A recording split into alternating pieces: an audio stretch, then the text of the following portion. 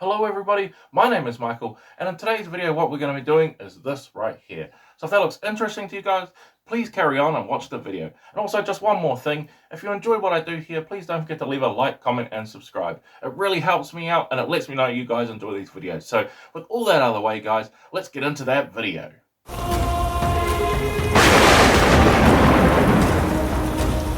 Okay, so starting off with our Wizkids zombie beholder here, one good thing with them is they're already pre-primed, so we don't even need to prime it, we can move straight on to our first paint.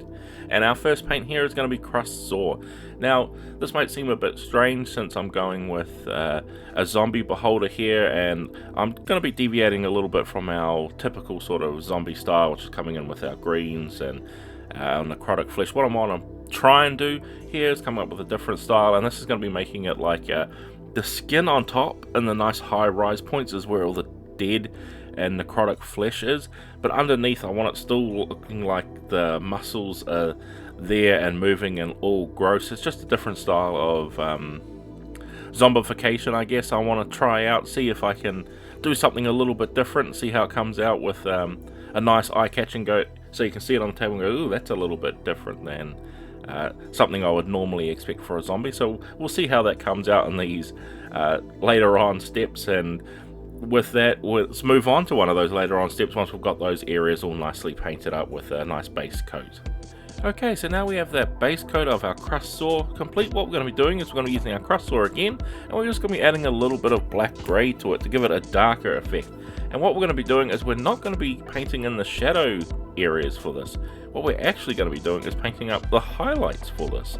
And I know it seems a little bit strange, but what I'm trying to do is I'm trying to build up towards our flesh areas. Like I said, I want to make it like the skin has gone all crusty and sore and then broken apart, and you can see the muscle underneath. And to do this we want to build up towards the skin, and we want that base coat that we already have to be our sort of like sinewy muscle underneath is the idea I'm trying to go for anyway. So we just want to be picking out these areas and just leaving in those recesses, sort of like a weird reverse highlight, but we're highlighting shadows rather than actual highlights itself. And it's just a matter of going around picking all these areas out. Now it's going to be tedious on this model. As you can see, there's a lot of areas that we've got these nice ridges and bumps and things like that, so don't be afraid to spend a little bit of time going over it and really making sure you get all those areas painted in. Okay, so now we have those areas painted in. What we're doing now is we're going to be coming in with just our straight black grey, and we're going to be going into even smaller areas. Like as we're doing it, we want to be slightly getting smaller and being a bit more prominent with these colours as well. I forgot to mention that with the crusted saw mixed in with our black grey, we were going like really far on the outside, and now we're slowly moving in, so we've got sort of like a transition is what we're trying to go for. So as you can see, I'm just picking it out slightly small. I'm not worrying about it too much because of course we want some little random areas where the flesh is a little bit stronger or lighter in some areas, so don't be afraid too much. You don't have to get smaller and smaller every single time. You can vary it up to give it some more added skin texture. And again, like our last step, it's going around picking out these areas very carefully and tediously, but trust me, we want to get that looking right, and to get that looking right we're going to have to do these little painful steps to try and hopefully get the effect we're after. Okay, once we have those areas complete, what we're going to be doing now is going to come in with underdark grey. Now this is a lot lighter, and it also has a little bit of a purple tone in it. And the reason why I've gone with that is I want to make it look sort of like how you sometimes see necrotic-y dead flesh depicted, where the skin sort of is a little like yellowish grey, purpley colour. So I'm just going more with the purple colour with this to show off the sort of undead appearance with that. And like I said, we did in the last step, is we're just going to be placing it onto those highlighted areas, spending our time going through and picking them out. And again, another tedious process, but it's going to hopefully really give off the appearance of that necrotic-y dead flesh with all these little muscles underneath the steps as we're going along. So hopefully we can get that appearance. But you also might want to do maybe just a couple of coats here, so you can get that little slight tint of purple effect in there as well. And also be a little bit hard to see on camera as it does look very green, but as you layer it up just a little bit more, it'll slowly start turning a little bit purple, and that's what I'm after. You may just want to add purple to a greyish colour as well to go with that, or you may want to go with straight grey. Totally up to you what you want to do here.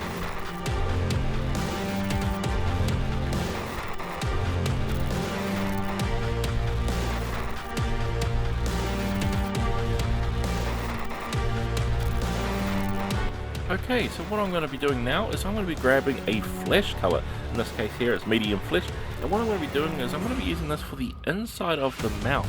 That seemed a little bit strange, but the reason why is, like I said, I'm going with that crusted skin look with that gross sort of sinewy muscle underneath, and to try and convey that as well pretty easily is I'm going to be adding in a skin tone for the inside of the mouth, so you can see how sort of far the skin on top of our beholder has become from the inside of the mouth, just to try and give it a little bit of visual difference here. You can see that the skin has gone really nasty.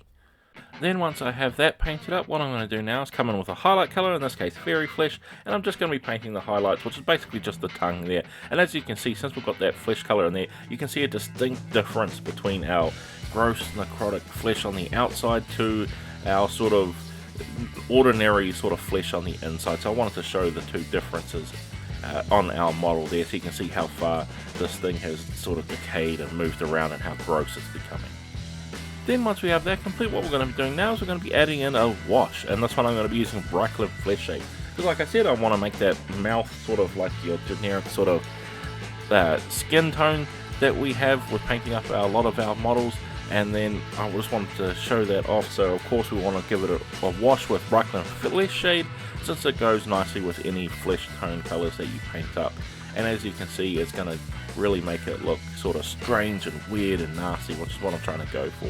Whereas you look into that mouth and you go, oh, but that mouth is all sort of fleshy and what it should really be on the outside of a person with skin on it, but for some reason it's in the mouth of this beholder. That's the idea I'm trying to go for anyway. Then once we've got that flesh wash in there, I'm going to be giving a wash to the overall zombie beholder here, and I'm going to be using Caribou Crimson to do this. Now any red wash is going to do. This is just one I had on hand, and we're going to be giving it, as you can see, an all over wash of all of that skinned area we've placed before, because the idea is to hopefully with our wash merge some of those tones together, so we've got a nice transition between all the colors, as well as that make our bottom-most base layer of our color look a bit more lively, and hopefully start giving it a realistic sort of weird yucky, gross, fleshy appearance underneath. So just giving a good overall coverage, and especially as you're painting this up, don't forget about those eye stalks. There's a lot of them on there. Make sure you give them all a good nice coverage.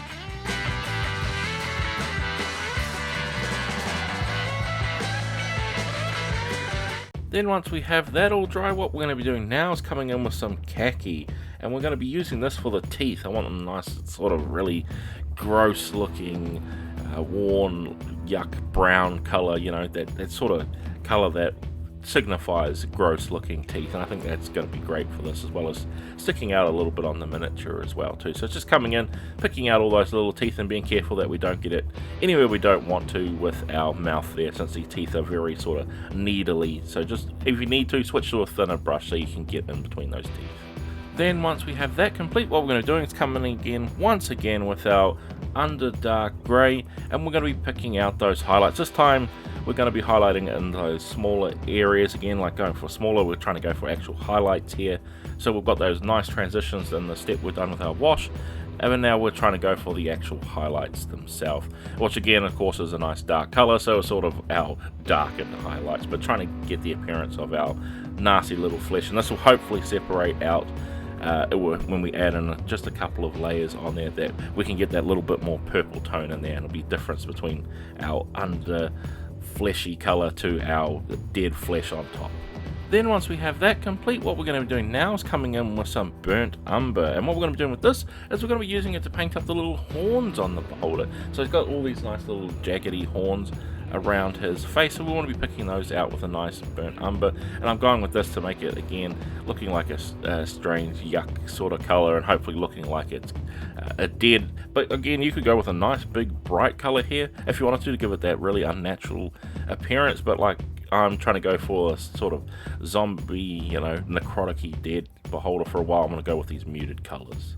Then once we have that base layer down, what we're going to be doing now is coming in with some fur brown. I'm going to be using this for the highlighting area, so we want to be picking out the sort of the tips and the bottom half of our horns here, because I want to give them the nice little sort of brightened highlight tip. As well as that, I also want to be just skimming it along the edge of each of these horns so we can pick out those nice edges on there. So don't be afraid to spend a little bit of time here and just getting them to how you want, so you can see a little difference between those nice highlighted points and the darkened base of those horns. Now with that area complete, what we're going to be doing now is coming on with a wash, and I'm going to be using strong tone for this, which is a brown wash, and I'm going to be using this for the teeth and the horns that we've just painted up. Like I said, we're going with a nasty looking look with those teeth, so giving them a nice brown wash is really going to help emphasize that. And as you can see, I'm sort of really haphazardly placing it on so we get some yucky blob bits that'll dry in there as well to make it look very strange.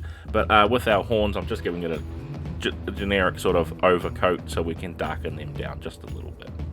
Then once we have those areas complete, what we're going to do now is coming in with some deck tan, which is a sort of an off-white color, and I'm going to be using this to be painting up all of the eyes on our beholder here. So spend a little bit of time making sure you definitely get all those eyes on there, since we've got 10 of them on our little eye stalks plus our big one in the center. And the reason why I'm doing this is because we've painted over a lot of these areas and we've accidentally gotten some wash into those eye sockets and that. But you could totally go over with your primer color if you wanted to here, if you just went with this generic prime that it had on it, which was a very white grey color. But I'm going with sort of an off-white color to accentuate sort of that milkiness that's going to be in the eye when we do our undead eyes. Okay, so what we're going to be doing now is we're going to be painting in our eye of our zombie beholder. I'm going to be using faerzress purple for this, and this is to go with all the other purpley colors that we've been using on our zombie beholder here, but totally up to you what color you want to do here. Zombie beholders in general can have any crazy colored eyes. You might want to go with like a white sort of milkier eye. Since we've got our zombie beholder, I wanted to still give it the appearance of you could see what it was when it was dead, but as you can see as I'm painting it in, I'm painting it like the eye is looking upwards, because I want to have it sort of have that like rolled back appearance, like it's rolling into the back of the head, since our zombie beholder here is dead. So that's what the idea I'm trying to go on. Also, I'm only painting the big central eye. I'm not worried about painting the eye stalks. I want to keep them milky white and gross for when we paint them up in later steps. Okay, so now what we're going to be doing is I'm going to be coming in with some contrast paint, and this is going to be plaguebearer flesh. I know in the last step I just said I wanted to go with a milky sort of eye, but I changed my mind and doing it, and I thought milky white eye is being done a lot and would look a little bit boring on this, as it's already sort of a milky color. So I decided to go with plaguebearer flesh with this sort of gross greenish eye to help fully add to that undead appearance, as well as give it a massive pop of color on the piece, so we can look on it from a distance and we can definitely see we've got some crazy colors there that are going to really stand out and give it that eye-catching appearance on the table, while also giving that undead look. That plaguebearer flesh has that very unnaturally greenish color that I think works really, really good with the colors we already have on here. So that was my thought process behind it. As well as that too, I'm also going to be waiting for each of these layers to dry and then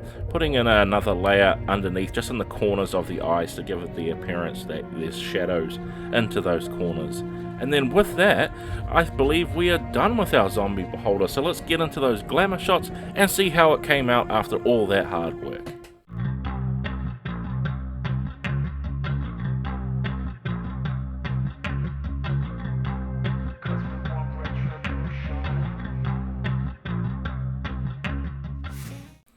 And with all that complete, we have finally finished painting up our zombie beholder from the Dungeons & Dragons range by Wizkids. So I hope this video has been helpful for you guys, whether you want to paint this up like I have here, or you just want to use this video for inspiration and painting up your own miniatures.